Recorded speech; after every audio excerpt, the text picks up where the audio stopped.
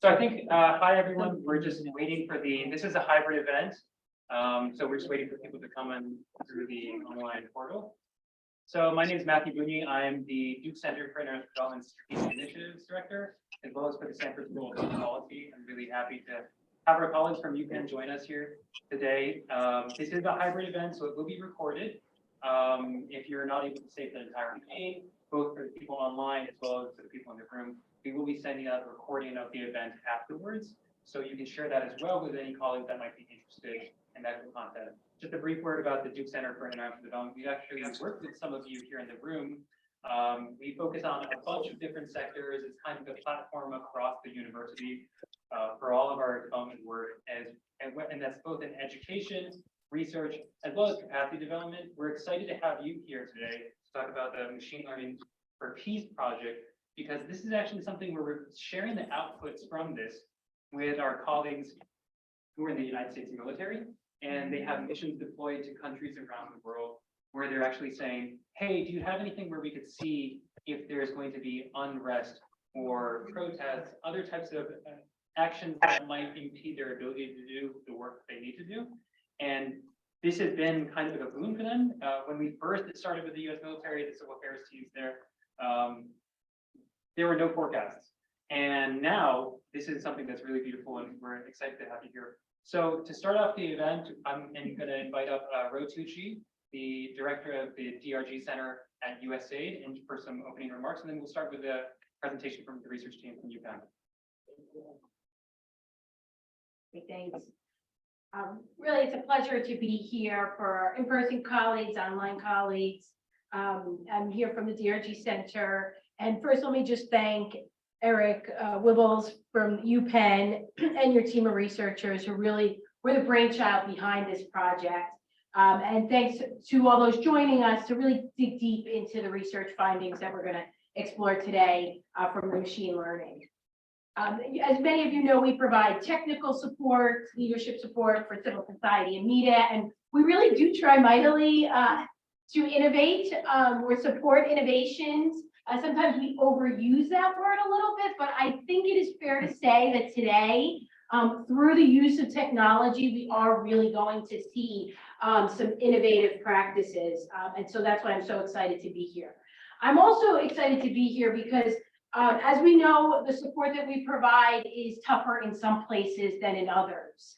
And so we're really appreciative of the whole Inspires program and this project in particular to really show our commitment and all of our commitments to ensure that civil society can operate and continue to thrive in these really adverse environments. So within Inspires and partnering with DevLab at the University of Pennsylvania, we're going to dive today into the Machine Learning for Peace project. And we're really going to get into how that project is identifying early warning signs in closing civic spaces and really creating an unprecedented repository, data repository, to analyze the drivers of these shifts in civic space. I was really just looking through the material and getting a handle on it as I was getting ready to learn more about this effort. I was really shocked by really how you gathered that data, locally generated data, using digital data sets and millions of news reports on civic events and foreign influence. So today we're going to learn more about the website. And I think you're going to find it's really has been and will continue to be an important resource to improve USAID civil society programming. I think it's through the up-to-date and high-frequency data that will provide that systematic evidence that we really need to learn about these changes as they occur. And I'm excited to learn more about the forecasting capabilities that we really think will enable our programming to be more effective at anticipating needs. And we know, as I think was just alluded to, that the civic space early warning system is already providing support and informing policymakers and civil society in nearly 50 countries. So that's really exciting. And the reports that you've been publishing have been already helpful in predicting the next 6 months. So just really to our aid missions colleagues, partners out there, just excited to think through how we could use this research to inform our programming. Again, the research projects have already been tapped to look at really diverse challenges like COVID and political conflict, elections and backsliding, and media coverage and legal restrictions. So thank you again. We're so excited. I think one of our efforts is to share this outstanding work and continue to work through how we can improve our programming. So with that, let me hand it over to Eric. I'm really excited to learn more. Thank you, Ro. So I'm Eric Wiggles on the PI on this Machine Learning for Peace project. And on behalf of a bunch of folks who have taken part of this, I want to say thanks to Beacon DC and DCID and all the DRG folks and the Inspires partners, of which Machine Learning for Peace is a piece of. Inspires is a consortium of organizations that DRG has funded to sort of rapidly respond to a very quickly changing civic space around the world. And there's a piece of that, and none of this that I'm going to show you would have been possible without all of that support. Okay, so a few years ago, we started this and we had this conceit or this crazy idea or this, I don't know, we had this mad notion that we would be able to get out in front of a fast changing world, that we would be able to use big data and machine learning to sort of make the data environment sort of easier and faster and more interpretable for folks on the ground that are trying to defend democracy all over the place. And we had a further conceit that we might even be able to use that data to get a sense of what might be coming. We had no idea if we could do this stuff. Okay, it ends up we can do this stuff. And so we spent a couple of years figuring out how to do this stuff. And what we've really done over the last year is try to make the output of our project interpretable, try to make it usable, try to make it less scientific looking, to try to emphasize the usability. And I think the end result of that is what we really want to emphasize here, which is this early warning system. The early warning system is not presenting anything that is dramatically new in terms of what we've been doing the last couple of years, but what it is a step forward, I think, in putting our results in the hands of folks on the ground. So what I want to do here is sort of quickly walk you through that. Jeremy Springman, I would die if the guy didn't exist. Jeremy is going to walk through some of the more technical details of the pipeline. We're going to pause at that point and take any questions you might have. And then we're going to restart and just quickly go through a couple of lightning talks on research projects, where I think these are very distinctive research projects because they leverage this very distinctive kind of data that we have been collecting and analyzing. Okay, so you're here for the folks online. Thank you for being with us online, by the way. I don't really need to give you too much context. You know the world that we operate in and why we're sort of freaking out all the time, which is, we have this global trend toward constricting civic space. This is something that makes policymakers nervous. It obviously makes civic actors on the ground nervous. It is worth really worrying about. And the trick is, while we have a bunch of data that is historically has been quite slow moving and annual, and maybe the 2022 data will come out at the end of 2023, what we have is a world in which these changes are not happening at the level of years. Never mind a year and a half or 2 years or 5 years later when the data finally becomes available. What we're talking about is a world that changes at the level of weeks and months. Okay, and so what we have is a world that's changing fast, and that's what we're trying to be responsive to and help with. And and while governments, oftentimes repressive governments, are using big data and machine learning, oftentimes for ill, not always for ill, but often for ill, to constrict civic space, to identify journalists, to go after journalists, to go after NGOs. Well, our conceit was, well, can we level the playing field a little bit by bringing technical skills to work on behalf of civil society? Okay, so that's the context in which this all started.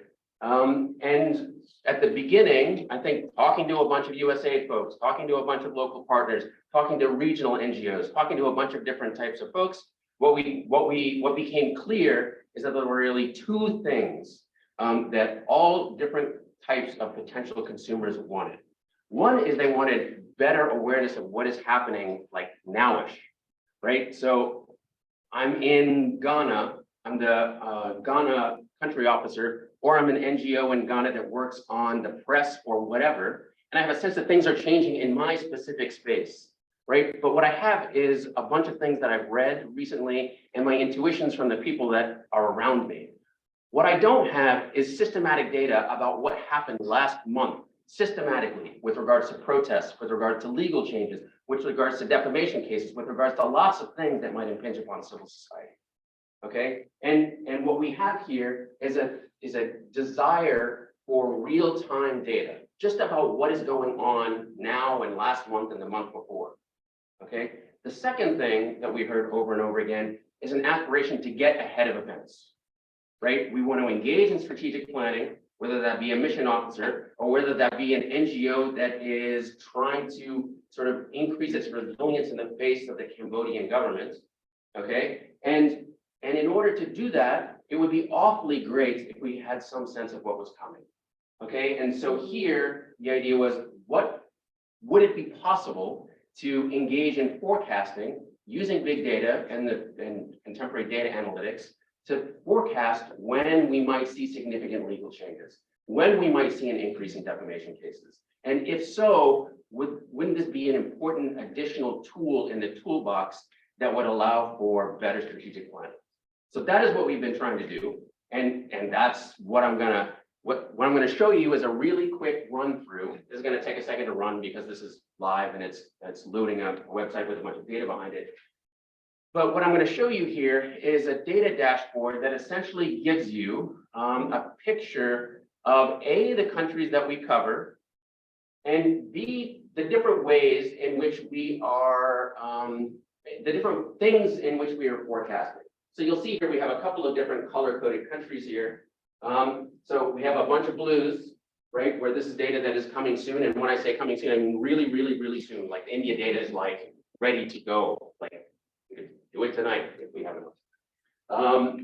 Then we have other cases where we're forecasting stability. Okay, these are cases where we have a lot of forecast accuracy, but what we're forecasting is that things are not going to really change all that much. So that itself might be useful information, even if it doesn't make you jump out of your chair and go do something. We have yellow. So one of the things that we are really diligent about doing is we want to be clear when we don't know things. Okay, we only want to let people know when we have a pretty good degree of confidence that what we're forecasting is in fact, we have a really pretty accurate forecast here. Sometimes we forecast events, but we're not super accurate. We just say that, and we say that by saying we have low forecast accuracy. Okay, so I don't know, Jeremy, if you want to go to Niger, let's say. So Niger, we talk about Albania. No, just give me Niger, please. So if you go to Niger, here, over to the right, Mali, over. Oh, to the right, Other way. there we go. Up. Oh, I didn't realize it was gonna be a test on geography. East Africa.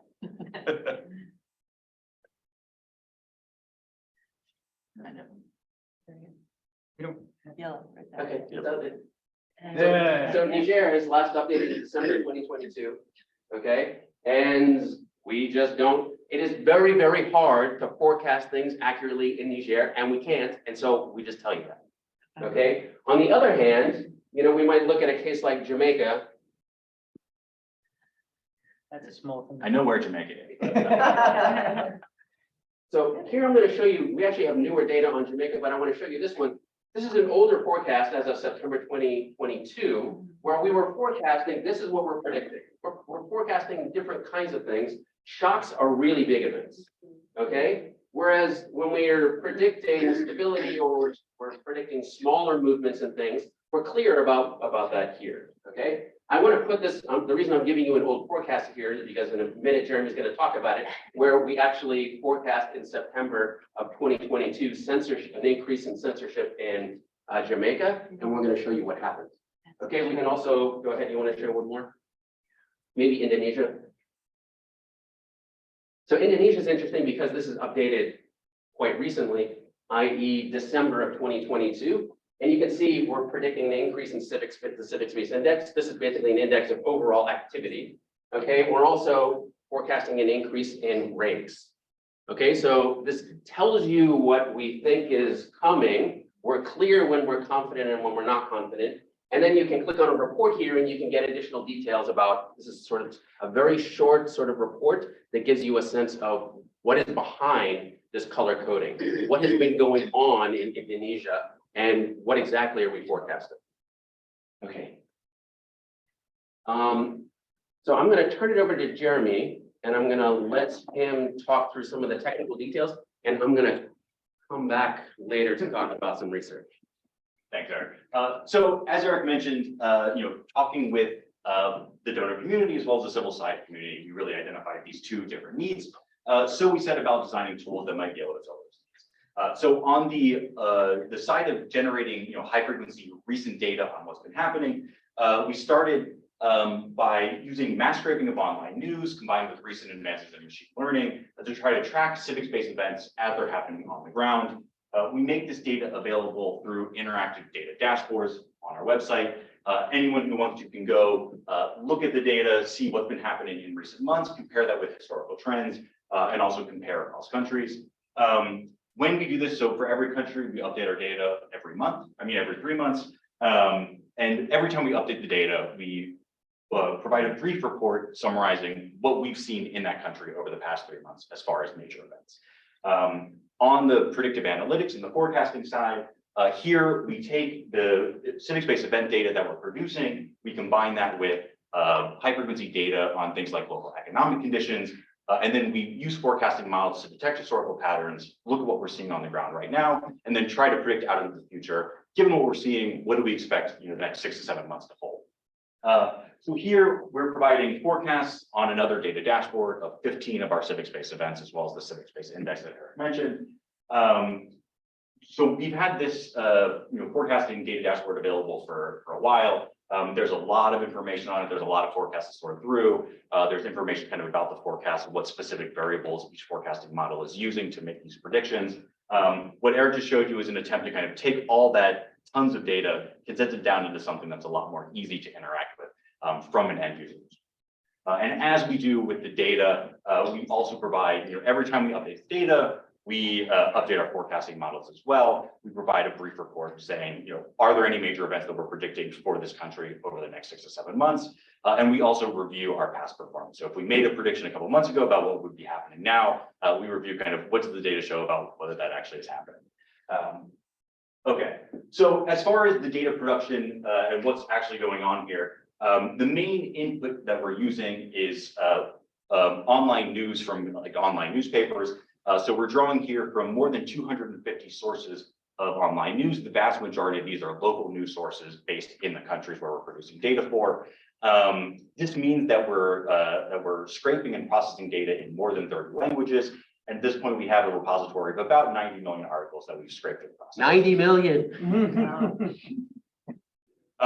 So the main output here is monthly data. So by the end of this project in September of 2023, we aim to have 56 countries, and we'll have data for all those countries from the beginning of 2012 about the present day. Specifically, we're tracking 20 events related to civic space, and I'll show some examples of what that really means in a couple of slides. And then we're also tracking 22 events related to Russian and Chinese influence in the countries that we're producing data for. So just a quick note on data quality. Because we're relying primarily on online news and online newspapers, we have to think about what that means for things like bias. So before we bring in any source of our data set, we do a quick assessment of what its bias is likely to be. So whether it's independent or whether it's aligned with the government. For countries where we're getting a lot more news from those government aligned sources than for independent sources, we do some weighting so that the data represents more heavily the information coming out of those independent sources compared to the government aligned sources. And broadly speaking, kind of the approach here is to try to triangulate across reporting from local, regional, and international sources to try to get a variety of different perspectives. Here, for every country, we have multiple sources at the local, regional, and international level that are reporting on those countries. Okay, so this is a quick map showing our coverage. We have 45 countries up on the website right now. We'll have about 50 in the next 2 or 3 weeks. So important disclaimers here. Not everything that we produce data for is up on this map for security reasons, concerns from our local partners. There are some countries on this map that you can see here, but that the actual data is password protected for similar security concerns there. If there's a country that you see here that you want data for, let us know and we'll provide you with the necessary access credentials. And then there are some countries up here that we as researchers at DAP Lab have funded the data production for. Not every country here, the data production is supported by USAID. So just some important disclaimers before moving on to the next slides. So if you go to our data dashboard to look at the data that we have tracking recent events, you'll see something like this. So this is looking at several of our civic-based event variables for Albania over about the last 2 years. So here we're specifically looking at non-lethal violence, corruption, and protests. There are a lot of different ways to take the individual articles that we collect and turn those into data capturing events. The way we choose to do it is to measure the share of all articles reporting on events in a given country that are dedicated to each of these different events. So what you're seeing here is the share of articles for all the articles published in Albania that are reporting on non-violence, corruption, or protests on a monthly basis. So here, there's a lot of movement month to month in this measure, but what we've seen, reliably, and what we've also seen kind of confirmed by some of the more systematic validation efforts we've done, is that looking for big spikes in the share of reporting on these different events is a really reliable way to detect events as they're happening on the ground. So what we can do here, look at the spikes in reporting on these different events, and we can look into the database then and track what is the actual kind of reporting on the ground that's driving a spike in 1 month versus another. And what we find is that these things pretty much always correspond with real politically significant events that we wanted. Here's another example, just looking at censorship in Albania. Again, there are certain months where we really see more reporting on censorship than other months. And when we go in, we see that there are real kind of events happening on the ground that we want to be able to track. So that was a summary of some of the civic space events. Here is an example from 4 of the Russian and Chinese influence events that we're tracking. So this is data on Indonesia, and you'll see just in recent months, it's kind of the far end of that figure. There's a big spike across a lot of these different measures of Russian and Chinese influence. So here we have when we dig into this, what we're actually seeing is attempts by the Chinese government to kind of court Indonesia and exert its influence in advance of the G20, which was held in Bali in November. So when you look into the data, you actually see some really interesting interaction between China and Indonesia in the run-up to the meetings in Bali. So if you go to our forecasting dashboard, you'll see a lot of forecasts that look like this. So this is looking at forecasts for legal changes in Albania. So here, that black line is capturing months that we have data for when we produce the forecast. That dashed line is capturing months that we're making predictions about into the future. Here you can see this is an example where we're clearly predicting a pretty big increase in legal changes in Albania going into the summer of 2023. So this is obviously something we'll be keeping an eye on. Can you just talk a little bit louder for the folks in the, you're Okay. good, but just a little, No, I think I can ratchet it up a little bit. yeah. What does RAI mean again? Yes, so that's resurgent authoritarian influence. Okay. So those are the measures of Russian and Chinese. But yeah, thanks for that clarification or that opportunity. Okay, speaking a little bit louder going forward. So you can see this on our website. For each forecast that we produce, we provide kind of a summary of what the forecasting competence is. We provide these prediction intervals, which are basically a measure of model stability. You can look at forecasts for a lot of the different events that we're tracking, as well as that Civic Space Index. There's something else. This is just an example. This isn't all of them. So you can scroll down and you can get different kinds of, you can get 15 different kinds of forecasts. Yes, 15 different kinds of forecasts, as well as additional information about each of those forecasts when you kind of navigate to that specific page. Stuff like the specific variables that are playing a role in the forecasting. So, we've had this data, this forecasting dashboard up and running for over a year now. It's provided us a nice example to collect some examples of things that we've successfully provided advanced warning of. There's also, as Eric mentioned, some things that are currently in the news that we made forecasts about a couple months ago that appear to be kind of happening right now.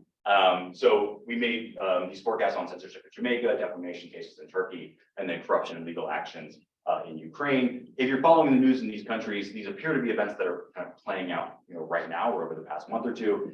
We'll be updating the data for these countries in the next couple of weeks, so we'll get to see what that actually, how events on the ground actually compare with the data that we ended up collecting. But this is, some really exciting stuff I think that's going on right now with events in the world. So Just to give a quick example of what it looks like when we make a successful prediction.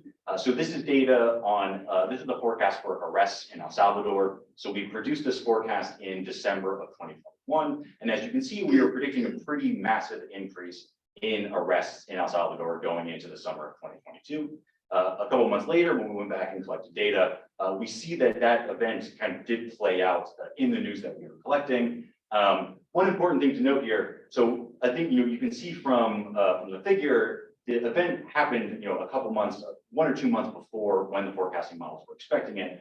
I think this is the type of thing that we should expect when we're looking at forecasts like this. I don't think we should think of them as like predicting exactly when and how big an event will be, but instead think of this as saying, based on historical patterns and based on what we're seeing today, the conditions for a major event to occur are currently in place. So I think that's kind of a reasonable way to go about thinking about interpreting this type of thing. But for anyone who follows events in El Salvador, this was like a very significant event that I think is the type of thing that's very useful to have advanced warning of. So here, this is the Bukele administration responding to rising criminal violence with a wave of mass arrests. This is an instance where tens of thousands of people were arrested over a matter of weeks. And a lot of the arrests were indiscriminate, but it was also an opportunity to scoop up some political opponents as well. So a really important event, the type of thing that you would want to have advanced warning of if it was possible. And it looks like it might be possible. Talking very quickly about the use cases. So within the Inspires Consortium, we have a pool of money called Flexible Response Funds. These are funds dedicated for rapid response to support civil society in places that are showing narrowing signs of closing civic space. The forecasts are one of the many pieces of information that we take into account when we're making strategic decisions about what countries to prioritize. So that's been one of these use cases. Within the Inspires Consortium, we have several great partners, Internews, Partners Global, and ICNL. Through those partners, they're implementing Inspires activities in dozens of countries around the world. We do a lot of work to get this information into the hands of those local partners that are implementing Inspires activities. And then the last thing I want to draw attention to is we have a number of side projects.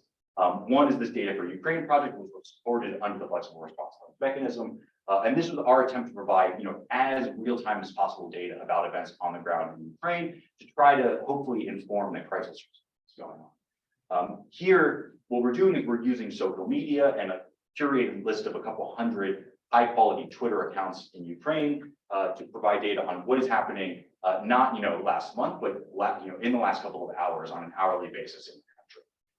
So we provide hourly data. It's usually updated up to 4 or 5 hours into the past, so very recent. And we provide subnational data, so not just kind of when events are happening, but also where in the country they're happening. So Eric will talk a little bit more about the data behind this in a bit. And then next, we're going to talk about some policy-facing research stuff, but I think this is a good time to pause and to solicit a reasonable number of questions. Yeah, we have a good number of questions from online. If you don't mind me just sharing some of those with you. Just the first one, confirming the forecasts are for how many months in advance? We forecast 7 months into the future. Okay, so 7 months into the future. And we've had a lot of conversations with different folks in USAID about, and not just USAID, but elsewhere about what the right number is. Yep. And so the farther out you get, the less accurate you get. And it's sort of, what's actionable and useful versus accuracy. So this is like a tough thing to balance, but this is where we are. There was another good question about, so the underlying data, I mean, there were 5 or so good questions. So one is, in some of these countries where you have low penetration of online news sources, what are you doing there so for example, in the case of Niger, where 15% of the country is actually engaging with online news and the rest is using other media. What do you do in that case? And is there a way you can balance the algorithm or something? Well, we are not in the business of processing, for instance, radio, which in a case like that would be widely used. Yeah. So we're not pretending that we are consuming all of the news that citizens are consuming. What we are trying to do is consume sufficient news of sufficient quality with enough balance in its coverage that we can detect what is happening in the place. So even if there is only 15% readership, if there is enough news being generated by enough sources that we can use to do forecasting, we will do it. There are a small number of cases where there is actually not enough news. It's not that it's not enough news being generated now, but we really need quite a bit of historical data going back months and months and months and months so that we have enough data to engage in forecasting. There are some cases where all we can do is give folks the real-time data now about what's happening, but we don't engage in forecasting because we just don't have enough. So we're not collecting everything, but when we can collect enough, which is almost always, we use it to forecast. Okay, and then there are two related questions that I think I'm gonna put together related to, I guess, the news that you're scraping. How do you account for one, cases where you have not necessarily a source that's government owned, but self-censorship? So people being aware that if we say something, we may get a raid on our office. Yeah. So they self-censor, especially in cases where PRC is putting pressure on particular governments that are part of Belt and Road and saying, hey, we would like less noise about a particular infrastructure investment, something like that. Yes. Um, Okay, I'm gonna do this, and then after this, Jeremy, you can take the rest. But, so one of the pieces of research the short answer is, up until now, I don't think we had the world did not have enough data to answer that kind of a question. We had a notion that this would be concerning. But what we have done in Tanzania, which I'll talk about in a second, is look at a case where we have two significant legal restrictions on the press to see how does this impact what it is that the media covers and the sentiment, the criticalness of the sentiment of the coverage. Okay, and what I'm gonna show you is that in that case, there is a very, very large effect on the sentiment, which is to say, independent news becomes less critical of the government and more explicitly pro-government as a result of the legal changes. But it does not change the events that it covers. Now, that's good for us from the point of view of event detection, because that's most of what we're doing, i.e. they're still covering protests and arrests, even if we think that coverage of those kinds of events might be politically concerning. The way they deal with this is they change the tone of their coverage. Perfect. And then related to that, because this is all about the questions that people have around the data you're scraping, is what is another way that you potentially deal with the fact that some news sources, or are you covering any news sources that are also using machine learning to potentially hype up particular stories, or, I would say like boost something that becomes viral, because that's something that some news stories or news companies do because it drives ads and revenues and things like that. That's an interesting question. Yeah. I've given this presentation a lot of times, and I have not gotten that specific question before. I know that person then. Okay, yeah. Kudos to the question asker. I think that's an interesting question. I'm not really sure how it would affect our data representation. So one thing, so I think what they would be trying to do in that case is like boost, the number of times it's circulated on Twitter, or, kind of boost the amount of times people see that article because it like drives ad revenue, like increased clicks. Here, we'd only be picking up those articles one time. So like a lot of the work that we do is like taking the fact that a newspaper will publish the same article like 7,500 times under different names, under different URLs, and like doing the hard work to be like, okay, these are all actually the same article, like throw out all but one of them and like keep that one. So I think with that specific concern, it wouldn't necessarily affect the quality of the data, but I'd have to like continue to think through that in case there are things that I'm like missing about how that would affect what we're doing. But didn't you rule out Twitter partly for that reason too? Because it's just reposting. yeah, that Twitter is difficult to work with for that reason, in that it just requires a lot of work to sort out like what's just the same thing being retweeted a million times by different people. That is like one of the reasons why we focus on mainstream news, is that it's because it's much easier to kind of like sort out that kind of worthless stuff from the actual like thing that you want. The volume of junk, sort of the noise to signal ratio on Twitter is very bad. And at this point, as I'll talk about in a bit, we have 480 million tweets on the war in Ukraine. And we have a very precise goal, and that makes it a little bit easier to deal with so much data. But if we were to try to do this kind of work with all of the Twitter data relevant to all of these countries, We need to buy a lot more. There's too much junk. There's too much junk in there. I mean, so then I guess related, and then I'm gonna leave it to everyone here, but there's so many great questions coming through, is similarly, how do you deal with misinformation, deliberate misinformation that's from somebody at Notre Dame who's working on something similar, and how do you filter that up for news? I'm happy to take that. I guess I would say that we do, the main way that we deal with this is that we put a lot of effort into identifying independent sources. And that when we have an imbalance between independent sources and government sources that might be pushing misinformation, what we do is we downweight the government sponsored media that we think is most likely to be generating that misinformation. Now, this is not perfect, but there is a trade-off here. And the trade-off is that a small independent press has limited reach. So it ends up that small independent press might be covering stuff more honestly with less disinformation, but the government is covering more broadly. And so the independent press is missing stuff that is actually relevant to us in this room and the folks online. So, we make this value judgment where we downweight the sources that are most likely to be generating disinformation, and we upweight the ones that are less likely to be providing it. We keep the one that might be generating some disinformation because they are generating other stuff that's really useful and that the independent press can't get to by virtue of its limited scope. Yeah, kind of quick follow on from the Niger question that was posed. Still make me find Jared out. Funny, that was my question. Like, you pointed out on that. You can do it again.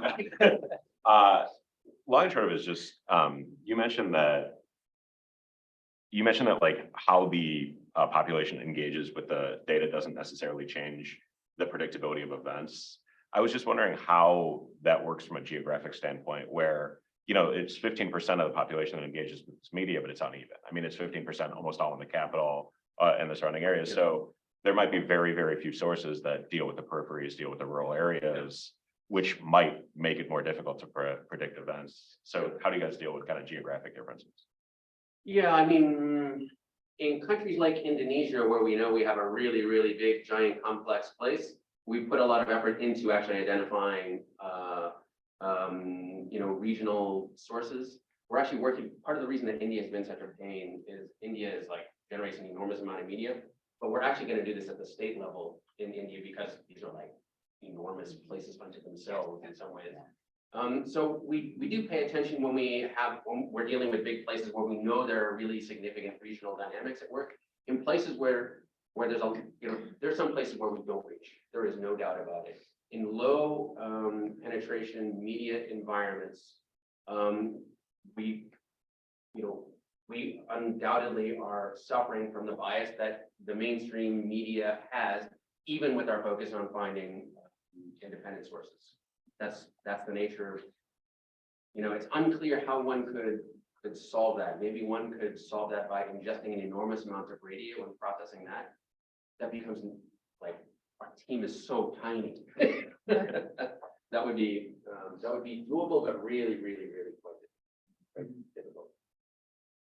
I have a question about the analysis. So I understand the input and the output, but like, to what extent is like the data coming up with a conclusion, or is it like researchers on your team, like in terms of the process, is the researcher looking at a conclusion and validating it based on just what's known about the country?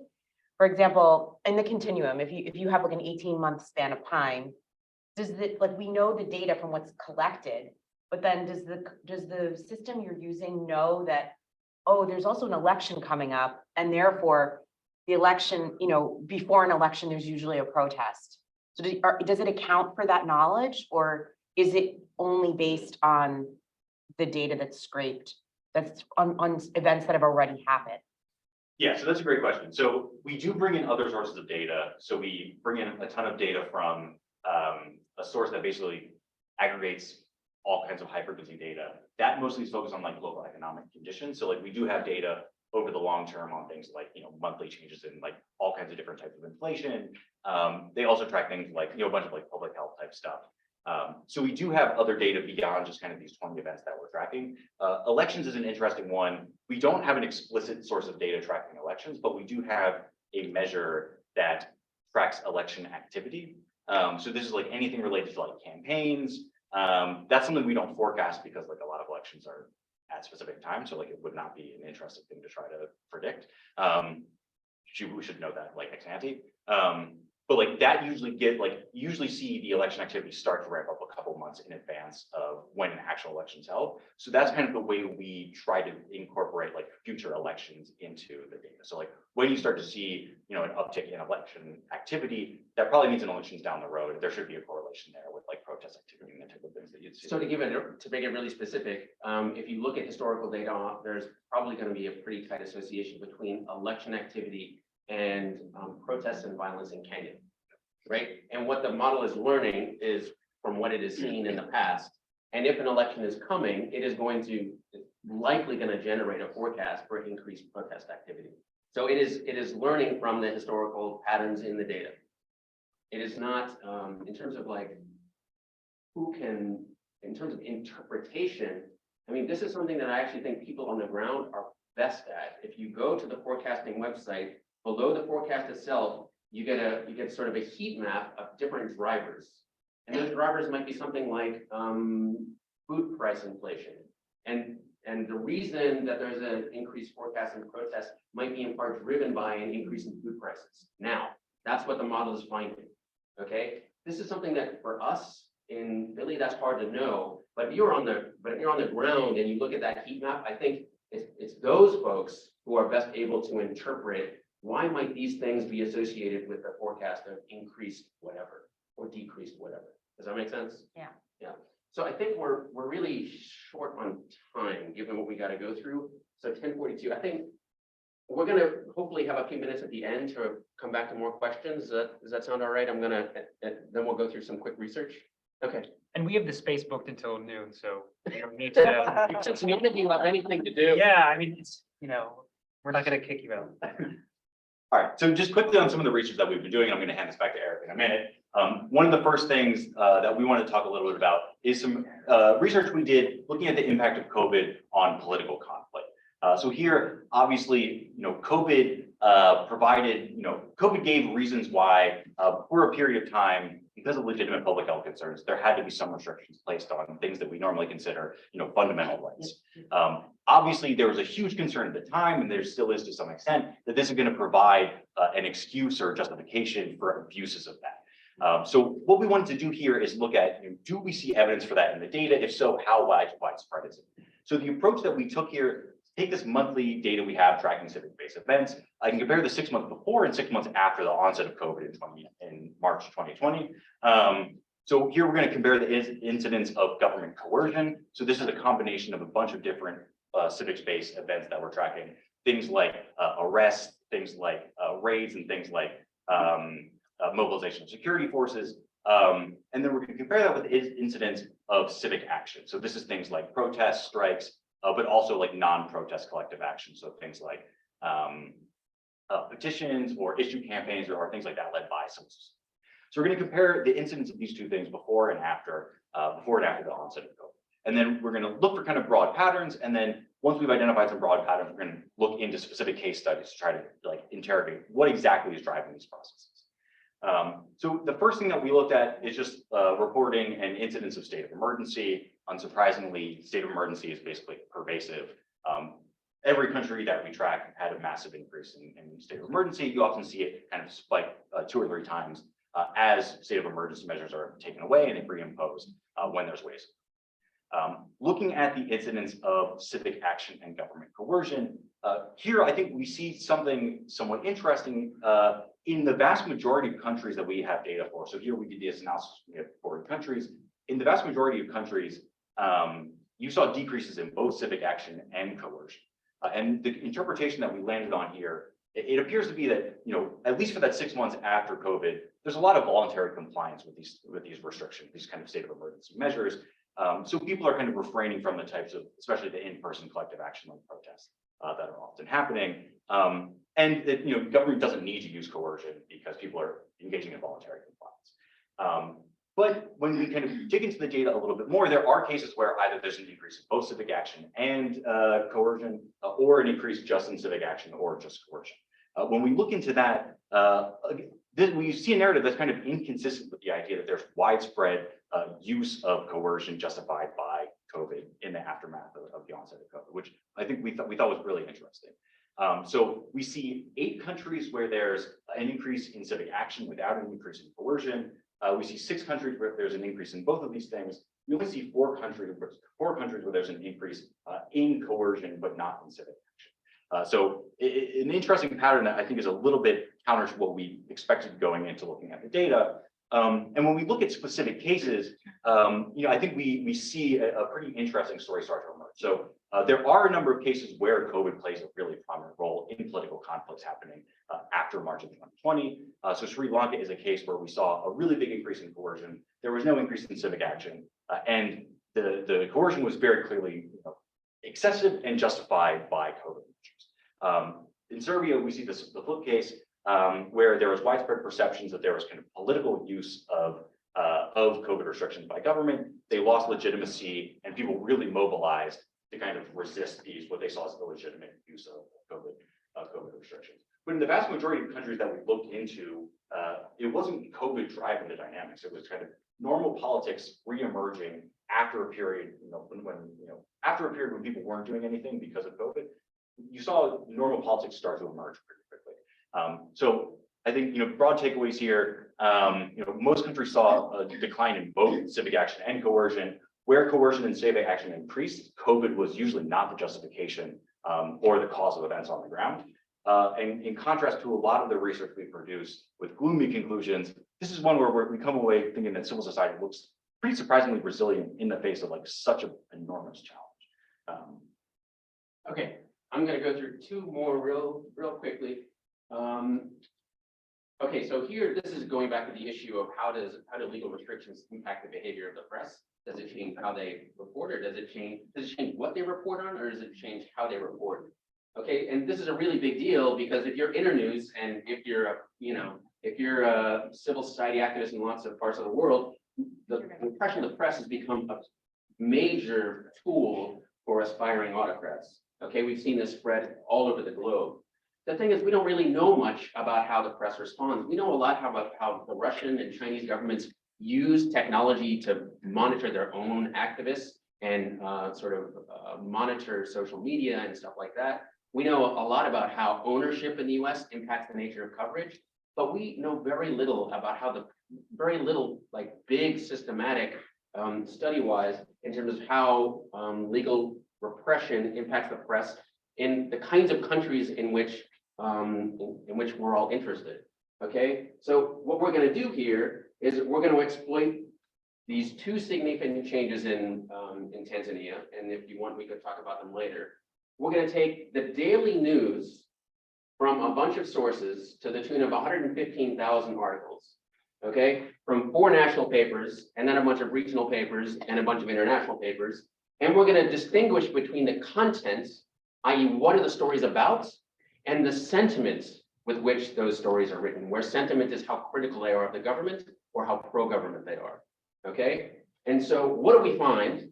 I know this is like some weird academic graph, just give me a second. So this is 0, where nothing is happening, okay? And what I'm showing you here is, this is the pre-2016, before there was any legal restrictions, incidents of reporting on arrests, incidents of reporting on censorship, incidents of reporting on protests. And the idea is that we know that these are politically contentious things to be reporting on, okay? And what we want to know is it the case that after the first reform, we get a change? Is it the case after the second legal restriction, we get a change? And the answer is, we don't get a change, okay? From 2016 through the first reform, through the second reform, we don't see any change in the incidence of reporting on these kinds of contentious events that could be interpreted as critical of the government, okay? But what we do see is a really significant change in the tone of the coverage, okay? And what I'm showing you here is reporting by the independent news, not the government-sponsored or government-proximate news. This is the independent news relative to the government news. And what we see is that the independent news is becoming considerably more pro-government with each successive reform, okay? To the point where, before any restrictions, the opposition press was almost 20% more likely to be publishing stuff that is 20% less likely to be reporting pro-government news, okay? This has fallen or this is increased by, an awful lot, so that we're getting a big increase in the incidence of pro-government reporting, right? When we look at anti-government reporting, we get the opposite going on, which is to say, initially, the independent press is about 14% more likely to be reporting anti-government sentiments in its articles, okay? And this falls quite dramatically. So if you want to see this over the long term, this is sort of a complex but kind of interesting picture about how the Tanzanian media environment has responded over the long term. Okay, here we have the 2016 reform, here we have the 2018 reform, and what we see is a game between repressive governments and opposition newspaper, right? We get a legal change, we get a reduction in anti-government sentiment, but now we're going to try and we're going to do a little more anti-government sentiment. Along comes another crackdown, okay? And over the long term, we see a steady decline in the incidence of anti-government coverage. And contrarily, we see this increase in pro-government coverage. The net impact of this on the overall media environment is that what is being reported is the same, but the extent to which that coverage is critical of the government has changed an awful lot. And one of the things that we also look at in this research is that you might think, okay, the independent international media can pick up where the independent media has left off in terms of critical sentiments. And what we see is that right around these reforms, the independent international press is saying, this is horrible. You get a lot of critical sentiment towards the government, but this very quickly diminishes. And what we think is going on here is that if you're the New York Times or you're the Guardian or whatever, you are reliant on these independent newspapers in Tanzania to tell you when the government is misbehaving. And if you can't report as much on with critical content, you with the New York Times or the Guardian are less likely to be reporting critical content. Okay, so a couple of quick takeaways here. Press restrictions are less likely to impact what the press is reporting on. It seems to have a pretty significant impact on how they go about reporting. And in the long term, the international press is not going to be the solution to this particular problem. And I would refer to Dan, any questions about what the policy implications. I think there are really some interesting things in terms of how you want to think about supporting an independent press in a more and more repressive legal environment. Okay, now I'm talking really quick now. Okay, so I would just say that if you go to our project website, you'll find this Data for Ukraine project. And this is basically Laura sent, I can't remember if it was a phone call or an email. This is like 3 days after the invasion. And she's like, you big data people, we got this crazy thing going on. Can you do anything? Well, it took us probably 2 weeks or so to figure out what to do. But basically this project ingests in real time via the Twitter API, everything that is relevant to the Russian invasion of Ukraine. And then we went through a crazy process of working with Ukrainian colleagues to figure out how to code this geographically and substantively. And what we have now, if you go to the website, is you have an update on what's happened the last hour. We're actually 3 hours behind what happened, just by nature of the Twitter API and processing time and stuff like that. But we're way in front of the news. Okay, so it's sort of, this has been presented to, the International Red Cross and different pieces of the Ukrainian government and lots of different folks out there. But what I want to talk about now is what you can do, what you can learn from this kind of data now that you have it. Okay, so the question here is, how do governments elicit international support during times of war? This is an age-old question, right? Every time a country is in war, they want to elicit international support. The nice thing, the catastrophic thing here is that we have a shock to the Ukrainian elite, right? Where all of a sudden an unexpected invasion really happens and you have to elicit foreign support like now, okay? This has historically been a very hard thing to carefully measure, but in this case, because the government is so media savvy, because many governments are increasingly media savvy, they're using social media as a means to get their message out there, to try to elicit foreign support. Okay, so what can we bring to this question? We bring an unprecedented kind of data to a really important question. And our data in this case is going to be almost 500 million tweets on the war. Okay, and what I'm going to show you right now, I'm going to focus on all the tweets by about 120 government-related Twitter handles. This is everything from Zelensky to the Minister of Foreign Affairs to members of Parliament to some other ministries have their own Twitter handles. So we have the universe of everything since those Twitter handles were opened, everything they've ever tweeted. Okay, and you know, in the broader project, we're going to be able to identify what kinds of tweets are more likely to be picked up in, let's say, the defense community, because we can identify the sub-community of sort of defense-related folks who are on Twitter. We can do this with regards to things like international humanitarian assistance. What kinds of messages are getting international traction? Okay, this is the kind of stuff that we see in the data. So this is just the number of tweets that are coming from these key government accounts.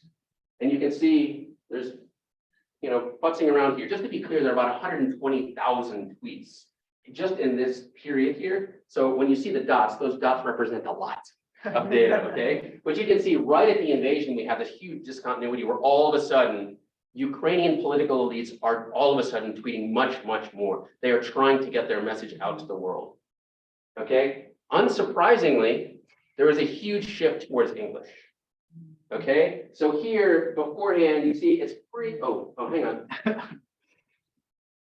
We're missing a slide here. Yeah, I thought you wanted me to replace that. Okay, never mind.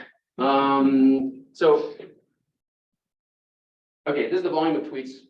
If the slide was here, you'd be able to see that the big increase in tweets is actually a function of tweeting in English. So that's to say that the target here is not necessarily Ukrainians. The target here is an English-speaking international community. Okay, now we can start to try to understand why do some tweets get traction and some don't. And one of the things that you see is that the incidence of retweeting increases a lot with negative content. So here we're coding each and every tweet as to whether or not its sentiment is sort of a negative one or a positive one. And you can think of a lot of these negative tweets are like anti-Russian invader kinds of tweets, okay? Versus a positive tweet would be, you know, Ukrainian mothers rising up in self-defense to protect Kiev. Okay, it ends up the latter kind of tweet on average is less likely to gain traction internationally than the negative tweet. Okay, this is a little bit complicated. I just want to walk through. So we also code what the topic is in each and every tweet. Okay, and what you see is that there's a big spike here in concern with Russian propaganda. So in the immediate aftermath of the war, the concern is what is Russia going to do with disinformation with regards to the war, you know, sort of the war arena, but also internationally. Okay, we also see here, this is aggression and war in Russia. So we see a big spike in Russians are the evil invaders. Interestingly, if we look at this purple line or this orange line, these are things like the EU and NATO. So initially these don't pick up, but as the war goes for a couple of days longer and a couple of weeks longer, all of a sudden there's a spike in, okay, what's the potential for EU membership to raise the capacity of Ukraine to defend itself?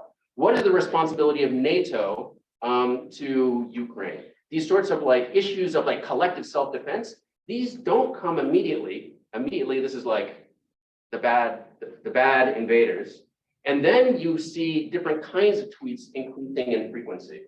So, I mean, we've been doing this really recently and it's super interesting. A couple of points here. Obviously this shifts how the Ukrainian elite is communicating with the world. We see that negative messaging about Russia really, really works. Okay, we think of works as you're getting lots of eyes on tweets. And what we're trying to figure out now is the relationship between the sentiment of messaging and the content of messaging and how those things disseminate in different pieces of the broader Twitterverse, i.e. the different kinds of communities that the Ukrainian government is trying to influence and inform, okay? That's the kind of research that we do. Okay, so this is what we have coming. So we have a lot of ongoing research of the type that we've just been talking about. One of the things that this Data for Ukraine project allowed us to do was to develop a capacity to engage in crisis monitoring. So like, it took us 2 weeks to figure out how to do this. I think next time we can do it in 2 days. So for instance, if someone was concerned about the, violence associated with the coming election in country X, we could probably set that up in 2 days' time. we are looking at expanding what it is that we do. One of the nice things about our infrastructure, our research infrastructure, is that we have 90 million rows of data, right? We have 90 million articles, and we can do lots of different things with them. So for instance, we are in conversation with some of the folks in DoD about getting at the incidence of local environmental conflict in Central Asia. They're really interested in it. We can measure the sentiment of lots of articles, and we can get a sense of where do we see more or less polarization in media environments. Okay, maybe this is a frontline indicator of something bad coming when we get sentiment that really spreads apart in the media. We're always adding new sources. We're always adding more countries. The 90 million next month is going to be like 94 million, and then it's going to be whatever. It's just ever growing. And then I think the thing that all the folks online and folks in the room, what we would really like at this point is, as I said at the beginning, we've spent a lot of time now trying to compress all of this complex crap into a really easily consumable map.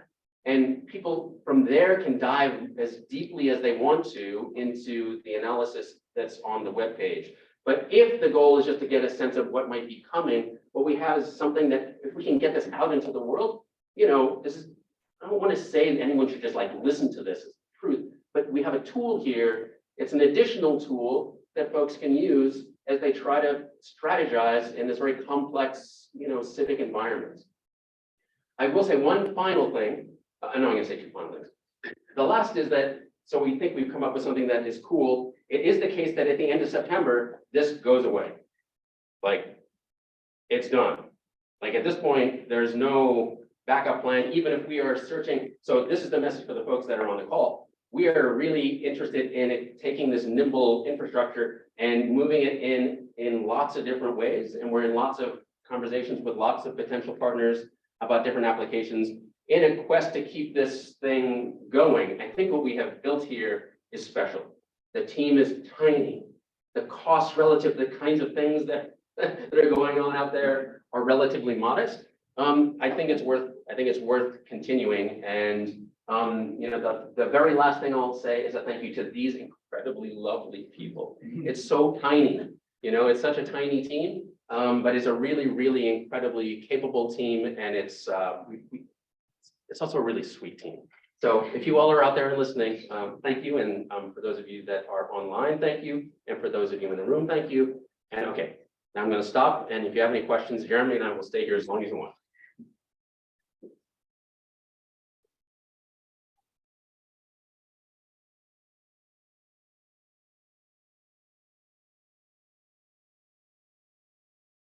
Okay, if nobody has questions here, I do have some questions from online. It's been going crazy, and this might be, it's like, I'm like, wow, this is awesome.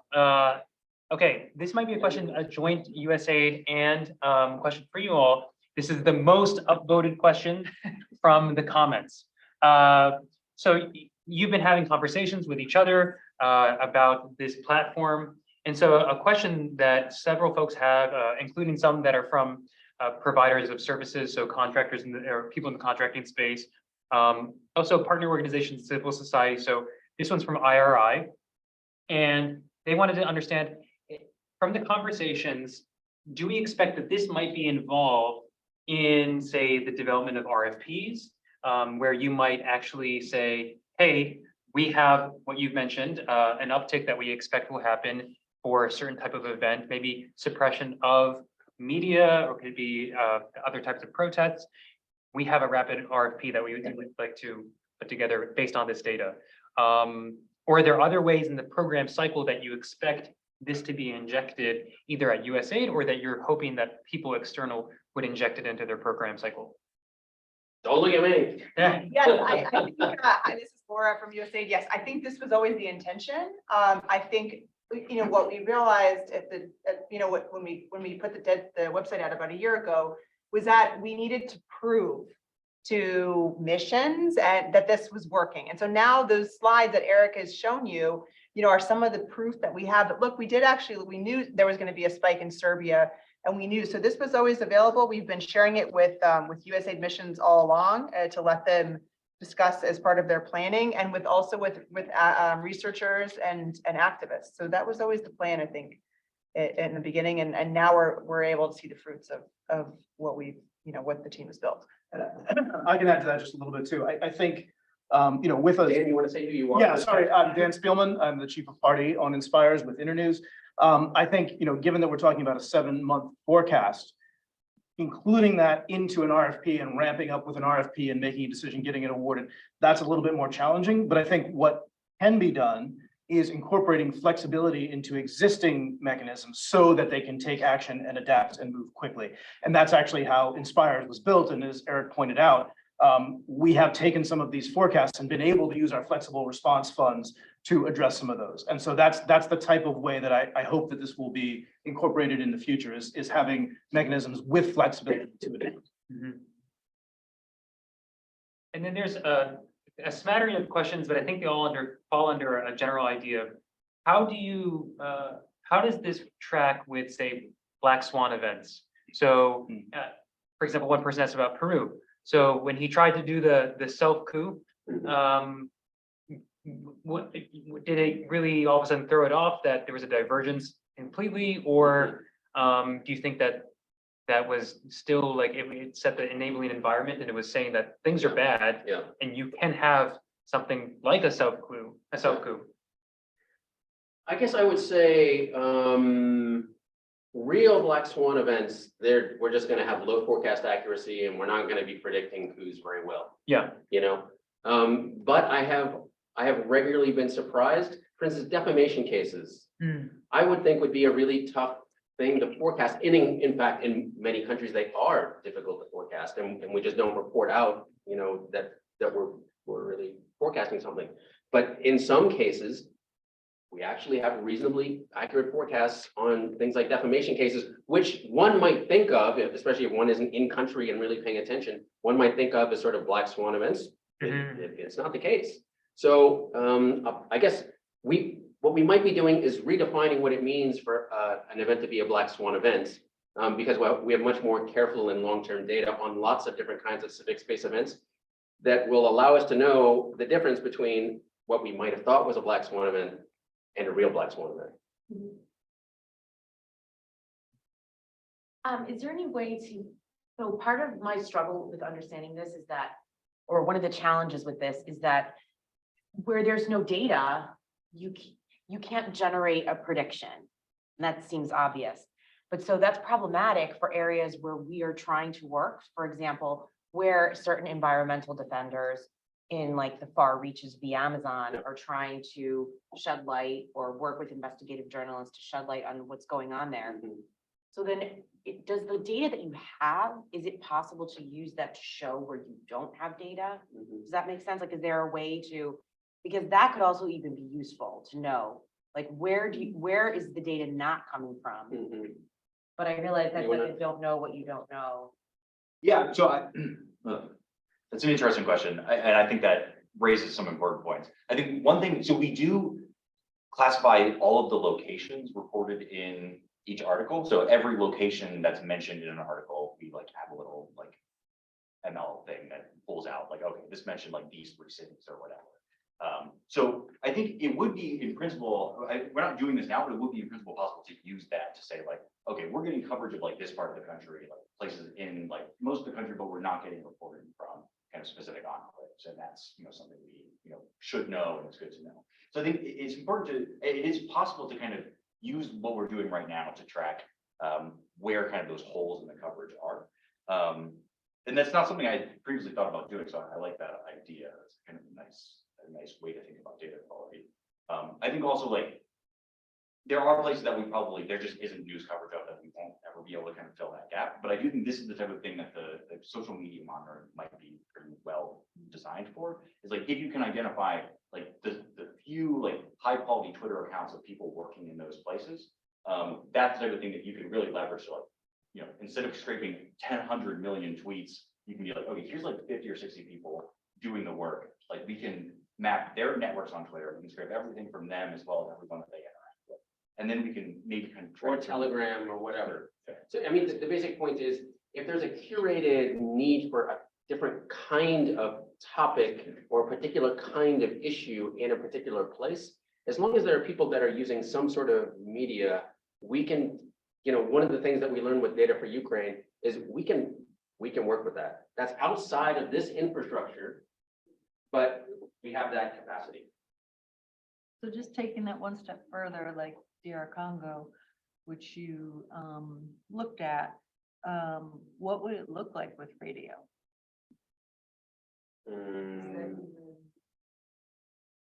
I mean, it's possible if you have a lot more people and so much computing power. So that would be, you would need something that was essentially doing, taking recordings of all of that news and turning that into text basically and doing what we're doing here. It would just be an enormous amount of data, and you would need a lot of, I think, research infrastructure to know where all the stations are that are playing stuff that people are listening to all over the country. Yeah, I mean, I think if people were feeding us transcripts like on a regular basis, then it's something that becomes a lot more valuable. My frank assessment is that it's too much as a system of monitoring generally. That if you have a specific issue, if you want to understand environmental conflicts in Kazakhstan at the local level, that is something that is doable without having to do all the radio in the whole country all the time, which just becomes overwhelming. Because then we can maybe get, 80 Telegram handles and a couple of Telegram channels. We process that and we have a daily indication of what's going on in the specific context of Kazakh local environmental conflicts. That's not civic space writ large in all of Kazakhstan. It's just a more curated, focused, query and problem and challenge. Two softball questions. The first one is the website. Can you just say it aloud for some of the folks? You can find it at mlpeace.org. That's a good, the website. The second one, and it's maybe not a softball. You for can also just Google machine learning for peace and you'll get there. Yes. The second one, and I know you know the answer to this, and it might not be a softball for everyone here, is can you talk about the validation that you've done, comparing it against well-known conflict data like ACLID? And yeah. So we are, you're in. You did tell, you you just- must have been channeling my. Yeah. Because those are the historically well-known ones, and I know on your methodology, you have checked yourself against ACLID. So you want to tell us about that, how it went? Do you want to do this? Yeah, well, I'll start and you can fill in the gaps or. So, yeah, we're working on kind of like an academic paper that uses some of that right now. So hopefully the results will be public and at some point, whenever we get around to writing that up. Falls in my court on that. So I think we do really well against stuff like ACLID. I think there's some interesting differences. One, I think ACLID, because they're doing human coders, they're going to get stuff, more consistently. Like when there's an article, like when a human sits down and reads it, like they might be able to detect more reliably, like, oh, this is definitely like a lethal violence event. That said, so I think there are some advantages to that. That said, like they have a much more limited scope, obviously. Like they can't ingest the amount of data that we can. And they have a gazillion people and it's really expensive. Yeah. And they're a pretty big shot. I think one of the interesting things about our data is that we get. I forget what I was gonna say. Okay, so one really important difference is that you get one recording of every distinctive event in ACLID. And what we are doing, we made a conscious decision that we would not try to do that, i.e. that there are some kinds of arrests that are politically more interesting. And those things tend to generate lots of different articles by lots of different sources. What that does is it shows up as a spike in arrests.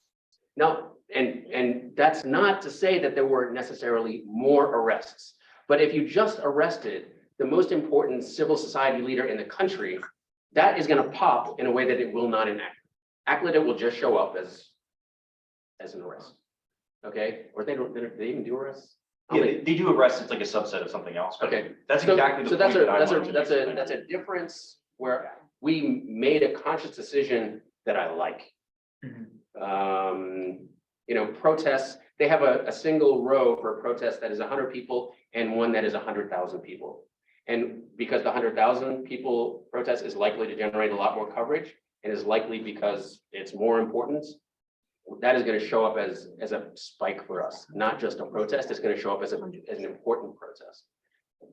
So yeah, we've done a lot of this kind of validation work. Yeah. And what you see are interesting differences.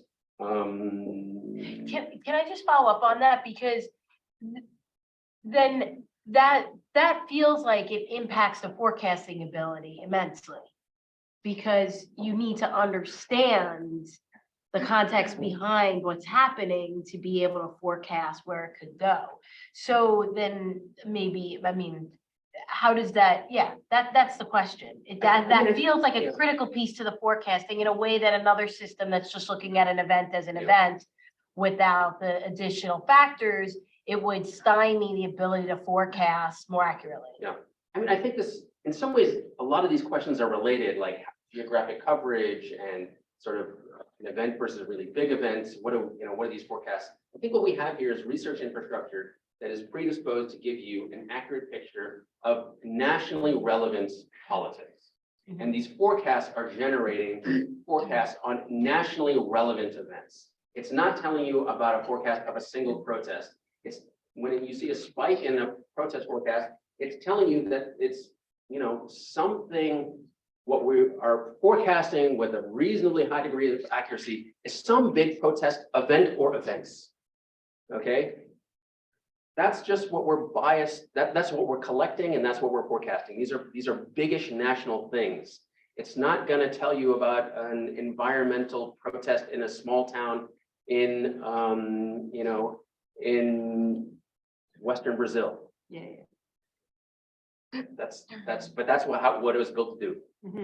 Got it. There was an interesting follow-up comment on the radio discussion, is that apparently, and whether or not it's useful for you all, it's UN Global Pulse has done similar work in the past where they do transcriptions of radio and then they have sentiment analysis done on top of that. Yeah. And I guess they're just saying that agreeing with you that it's incredibly labor intensive. Yeah. The entire thing is just really labor intensive. Yeah. All right. Well, I guess just one on the predictive accuracy. I would love to just hear a little bit more. I mean, I know you gave some examples of it kind of hitting the mark, but just kind of overall, yes. kind of how does it rate? And then what have you kind of learned from where it's not hitting? So I mean, you mentioned that important one, like it's not going to get that small event in a rural location, but kind of, I imagine, some countries it's working better than in other countries, and just would love to hear a little bit what you kind of learned from that. It's a difficult thing to sort of quickly generalize about because we have 15 forecasts across all these countries that are updated every 3 months. So it's, I guess I would say there are just a lot of things that are not forecastable with a lot of accuracy. I have been surprised by the number of events that we can forecast.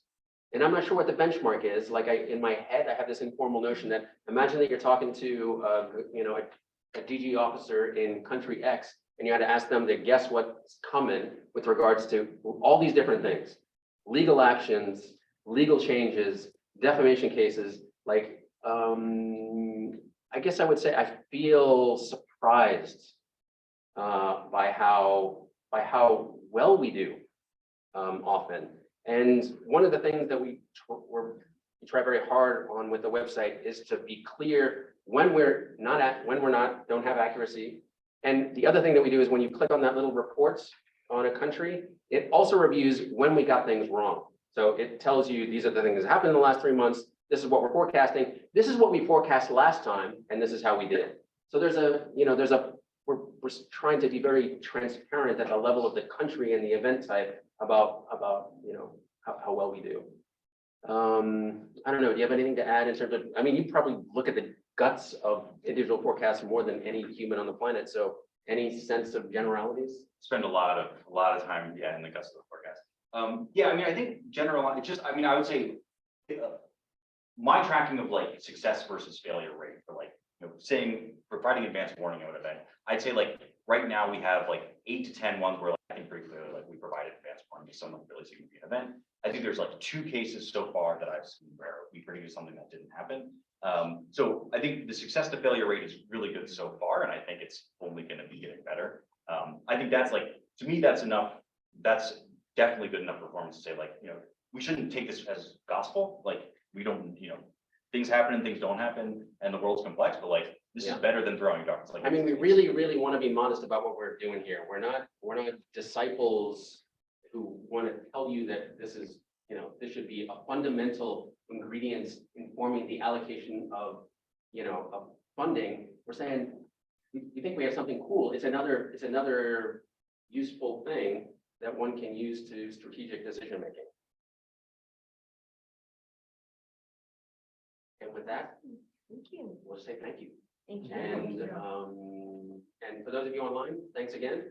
And if you have any questions, I don't know, email Jeremy. Thanks, everyone. Awesome.